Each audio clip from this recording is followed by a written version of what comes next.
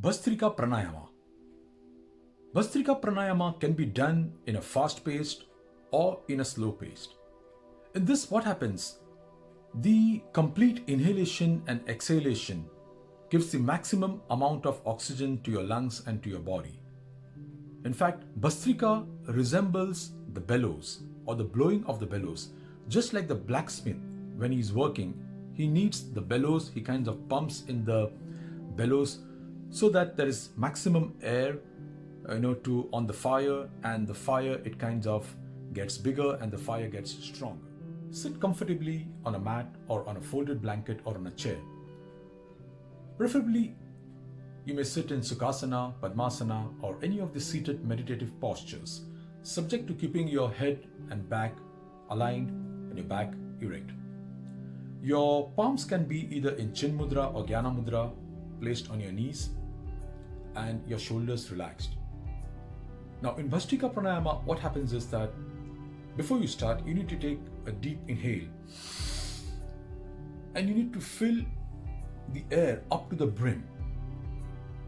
So this is the first part in Bhastrika Pranayama. So let's start again. So you take a deep inhale, filling the air up to the brim.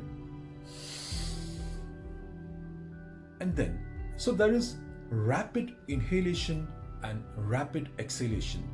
So when you take inhale, your ribs, it kinds of descends and your abdomen moves outward.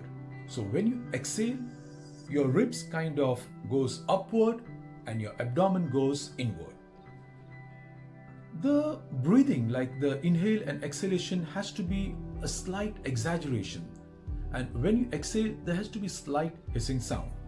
So I'm starting from step 1, that starting from inhale, preparing for Bhastrika.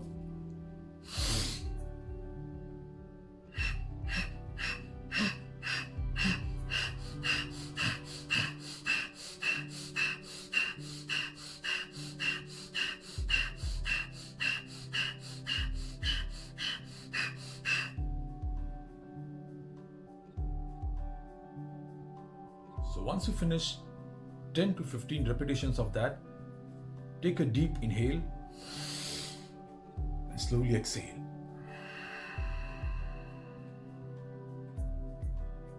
So I've got 3 parts here. When I start, I prepare myself by taking a deep inhale, filling the air up to the lungs, up to the brim, and then 10 to 15 rapid inhalation and exhalations. And after I finish the 10 to 15 rapid inhalation and exhalation, once again I take a deep breath, inhale and slowly exhale. So I'm going to do these 3 parts once again. This is the first part. Now the second part, the Bhastrika.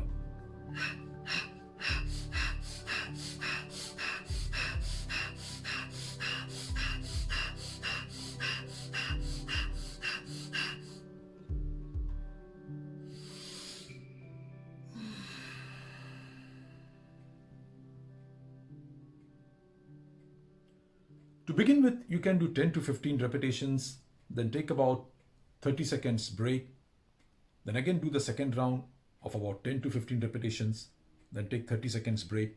You can do 5 rounds of this with 30 seconds break.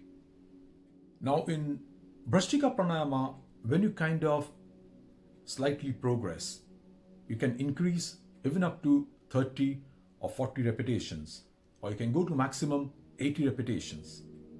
And also when you do the inhalation and exhalation, it has to be rhythmically. So now I'm going to show you a slightly advanced. It's not exactly advanced, but we are just going from the beginners to the intermediate. So I'm going to do the 40 repetitions of the Bhastrika.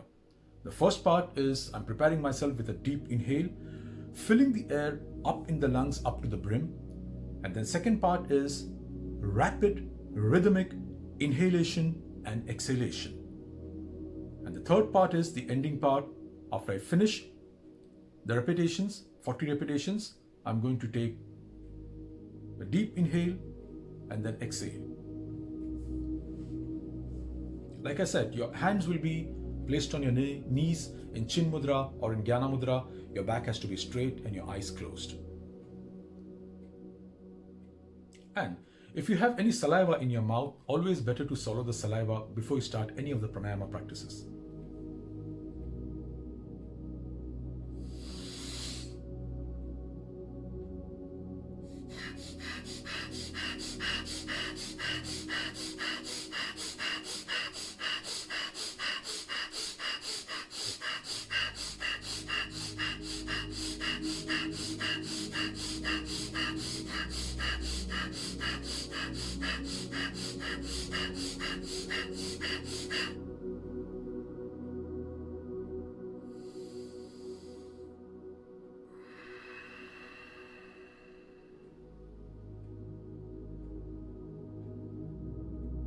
This practice burns up toxins and balances the doshas due to the rapid exchange of oxygen in the lungs.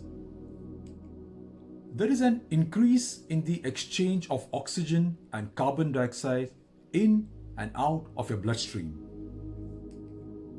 This stimulates the metabolic rate, producing heat and throwing out or flushing out toxins. The rapid and rhythmic movements of your diaphragm and of your abdomen, it also kinds of massages your internal organs and tones your digestive system. This is a very useful practice for women in labor, but after 4 months of proper preparation and also under expert guidance, Bhastrika reduces the level of carbon dioxide in the lungs, and it is an excellent practice for people who suffer from asthma or any kinds of lung disorders. It alleviates any inflammation of the throat or accumulation of the phlegm.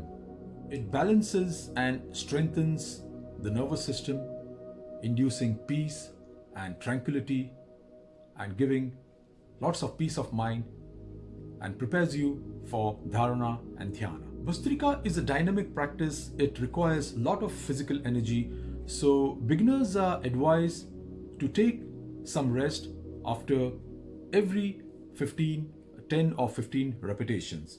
So don't do it like 40 or 80 like in the intermediate or for the advanced practitioners. So always take your time and go slowly with Bhastrika. People who suffer from high blood pressure or asthma, ulcer, gastric problems, hernia, or any kind of lung disorders, they are always advised to practice Bhastrika under an expert guidance.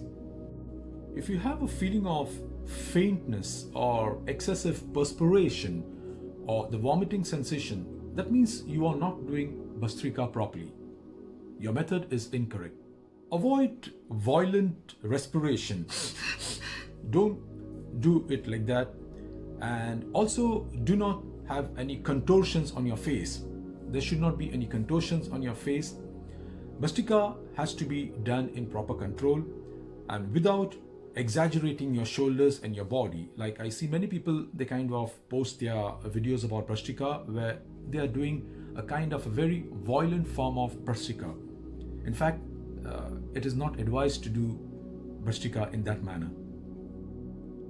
Ultimately, Bhastrika is one of the excellent yogic practice and an excellent pranayama which kinds of purifies your blood, removes all the impurities, and slowly gives you a lot of power to proceed to the next step of your yogic practice, such as dharana or dhyana.